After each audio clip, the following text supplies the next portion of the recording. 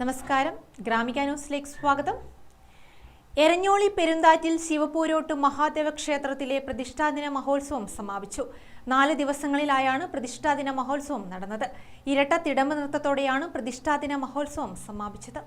ഭഗവതി സേവ, നിറമാല, ഭക്തിഗാനാർച്ചന, ചെറുവറ്റ ഗോവിന്ദൻ നമ്പൂതിരി കടമേരിയുടെ കളമെഴുത്തും പാട്ടും എന്നിവ നടന്നു. പ്രതിഷ്ഠാദിനത്തിൽ വൈകിട്ട് ദീപാരാധന, തായമ്പക, കേളി, നിറമാല, സോപാന സംഗീതം, താഴപൂജ എന്നിവയുമുണ്ടായി. രാത്രി അണലക്കാട് മാധവൻ നമ്പൂതിരി, വട്ടക്കുന്നം ഹരികൃഷ്ണൻ നമ്പൂതിരി എന്നിവരുടെ ഇരട്ടത്തിടമ്പ് നൃത്തവും നടന്നു.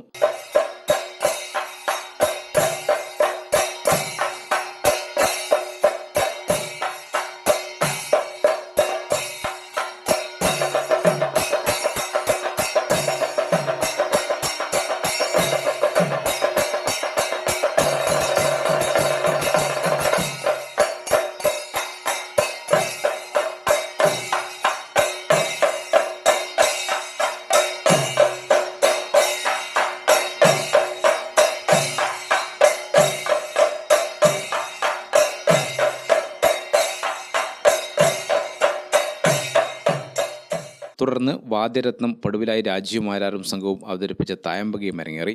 ഗ്രാമിക ന്യൂസ്, തലശ്ശേരി.